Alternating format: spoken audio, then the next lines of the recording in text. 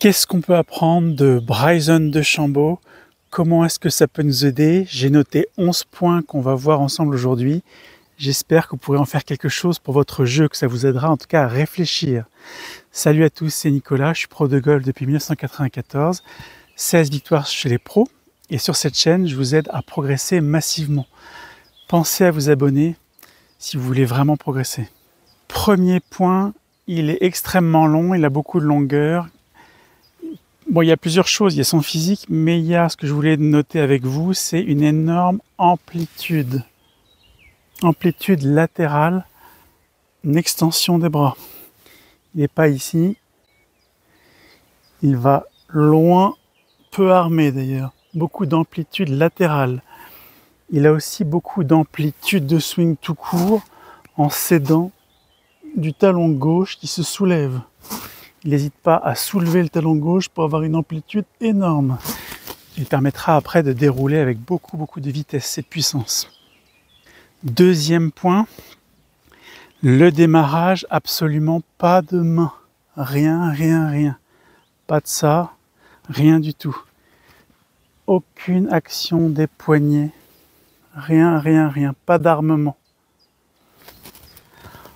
Ensuite, troisième point, la tête ne bouge absolument pas pendant tout le backswing, même pendant tout le swing. Je vous montre vraiment pile de face, pas du tout de mouvement de tête. Donc beaucoup de stabilité et donc il va vraiment pouvoir dérouler très fort. S'il y a du déplacement latéral, on ne peut pas fournir de la vitesse, il faut être stable pour pouvoir dérouler très fort. Quatrième point, il joue beaucoup en trajectoire, ce qu'on appelle le draw, la trajectoire de droite à gauche pour les droitiers. Il a vraiment un mouvement anti-slice, c'est vraiment un joueur de draw.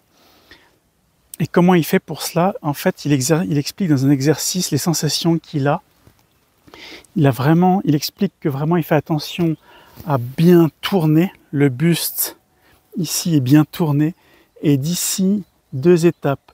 La sensation d'amener les mains dans la poche droite. Sensation d'amener les mains à la poche droite. Et de dérouler ensuite. Ça, c'est le mouvement anti-slice, que les slicers, souvent, font un mouvement par-dessus, ça croise, ça coupe, la face est ouverte, et la balle tourne fort à droite. Lui, il a trouvé le mouvement anti-slice. Ici, descend fort les mains dans la poche droite, et il tourne. Ce qui fait que les épaules tournent sur un plan plus vertical, pas horizontal par-dessus. Cinquième point, en fait, tout son swing est inspiré de Mo Norman. Mo Norman qui a été un meilleur joueur de tous les temps. Pas vraiment en tournoi, mais disons que c'était considéré, même par Tiger Woods, comme l'un des meilleurs frappeurs de balles, un des plus droits sur le grand jeu. Parce qu'en fait, il était mauvais au putting, et il avait du mal avec la pression des tournois. Donc bref, en tout cas au niveau frappe de balle, c'est un des meilleurs. Et Bryson DeChambeau s'en est beaucoup inspiré. Mo Norman, c'est quelqu'un qui faisait une ligne avec son bras gauche, et puis aussi une ligne avec son bras droit. Vous voyez, là, vous retrouvez un peu la position de Bryson, comme ça. Donc, Bryson joue pas mal avec les bras étendus. Et en fait, sa position d'adresse, ça mime un petit peu la position d'impact. Et l'impact, on est un peu là. Il part un peu là à l'adresse, quoi. Ça, c'était le principe de Mo Norman aussi. Sixième point, il dit qu'il ne cherche pas à tenir le club légèrement, ni avoir les bras détendus, ce qu'on entend partout. Moi, je dis pas que c'est mauvais, moi je dis qu'il faut expérimenter. Et là, on a l'exemple d'un joueur, qui fait partie des meilleurs joueurs du monde, qui dit qu'il cherche de la tension. Il cherche de la tension et il dit qu'avec cette tension, il sait exactement où est la tête de club dans l'espace. S'il commence à relâcher les bras, il ne sait plus où est la tête et il ne sait plus quelle est la position de ses poignets. Donc lui, par la tension, il arrive à contrôler la face de club. Alors évidemment, la tension comme ça dans les bras, après ça demande un mouvement beaucoup plus athlétique du corps. Ce qui lui n'a pas de problème à fournir puisque c'est un vrai athlète. Donc ça, je dis pas qu'il faut le copier, effectivement. Si on a peu de force, on a plutôt intérêt à laisser jouer cette tête de club. Septième principe, dans une vidéo avec son coach Chris Como, il explique qu'en fait il arrive à verrouiller son bras. Alors au lieu, comme tout le monde, de tenir son club comme ça, lui il part d'une position où le bras, le biceps est tourné au maximum vers la droite, et ensuite l'avant-bras et la main reviennent comme ça. Il attrape son club comme ça. Et là il sent qu'il y a une limite qui permet de garder la face de club square, de moins pouvoir tourner et refermer la face. 8e point, sur les petites approches, il utilise très peu d'armement.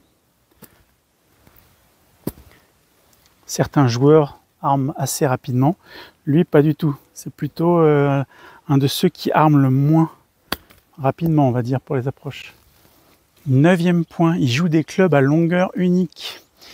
Moi, je les ai joués pendant 1 an et demi aussi. D'ailleurs, il jouait ceux-là au tout début, les Cobra. Ça, c'est un club à longueur unique. C'est un fer 9 qui a une longueur de manche de fer 7.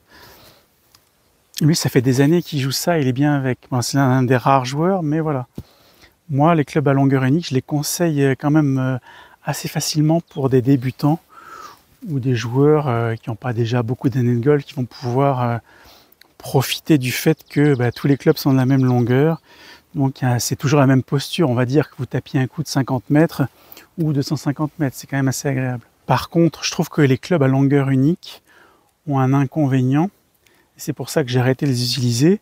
C'est que sur les fers ouverts, sur les wedges et fers 9, ça fait des balles très hautes. Et sur les fers 4, fers 5, ça fait des balles très basses, plus basses que sur une série standard. Alors lui, Bryson, il est très puissant, donc il n'a pas ce problème-là. Mais on le voit sur les coups de fer 9 et de wedge, il est souvent obligé de faire des demi, des 3/4 d'amplitude pour pas faire des balles qui partent au ciel avec beaucoup de backspin. Il est obligé de faire des plus petites amplitudes, taper doucement pour que la balle part avec un bon taux de spin, pas trop élevé. 10e point, il joue avec des grips Jumbo Max. C'est pas celui-là, c'est un grip qui est beaucoup plus gros que ça, hyper épais. Vraiment un truc énorme que j'ai joué aussi pendant 1 an. Ça permet de neutraliser les mains. Pour lui, je pense que c'est bien. Je vous rappelle que c'est un joueur de draw, donc il a intérêt plutôt à neutraliser les mains. S'il avait un grip tout fin, ça pourrait passer encore un peu plus vite. Par contre, si vous êtes un slicer, surtout ne prenez pas ces grips-là. Pourquoi j'ai arrêté de les utiliser? Moi, j'aimais beaucoup d'avoir des gros grips dans les mains, j'aimais beaucoup. Mais c'était hyper glissant. C'est-à-dire que dès qu'il pleut un peu, en plus, moi, je joue sans gants, effectivement, ça aide pas. Mais voilà, dès qu'il pleuvait un peu, je perdais complètement, incapable de jouer sous la pluie, donc pour un pro, un petit peu embêtant. Après, lui, comment il fait? Lui, c'est pas grave, il joue toute l'année avec un caddie, donc il est sous le parapluie, le caddie lui est suivi, le grip, pof, il le prend, il sort, et évidemment, il n'y a aucun problème d'adhésion. Voilà, ça c'est son secret. 11e point, il joue un putter rallongé, qui pourrait à peu près faire la taille de ce fer 9, ça ne m'étonnerait pas, qu'il pose sur un angle, pas à 90, pas à la verticale, mais presque à 80 degrés, c'est le maximum autorisé, et qui vient coller contre son avant-bras. D'ailleurs, la particularité de son putter, son grip du putter, c'est qu'il a une face plate ici sur le côté avant-bras. Donc après, d'ici, c'est beaucoup plus facile de faire un mouvement avec les épaules sans avoir intervention des poignets. Je vous montre ce que ça donne. Alors, on peut toujours tourner, mais voilà. Comme c'est contre l'avant-bras, c'est plus difficile de tourner l'avant-bras que de tourner la main droite. Comme il est déjà en appui sur l'avant-bras, moi je trouve que c'est bien pour la stabilité. Je l'ai joué ce putter pendant aussi à peu près 1 an. Et j'ai bien aimé, j'en ai gardé quelques restes. Je suis revenu à un putter court, mais je suis resté sur des mains assez hautes avec un angle aussi de 80 degrés comme Bryson. Voilà, j'espère que ces 11 points vous auront fait réfléchir, vous donneront peut-être des idées pour votre propre jeu. Dites-moi dans les commentaires s'il y a l'un de ces points qui vous intéresse particulièrement. Et on se retrouve dans une prochaine vidéo.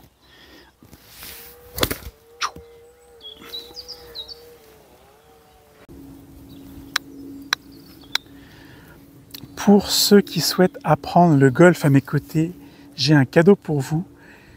J'ai une formation gratuite que je vous ai mis en description de la vidéo. Vous avez juste à rentrer votre mail et vous la recevrez. Donc je vous dis à bientôt.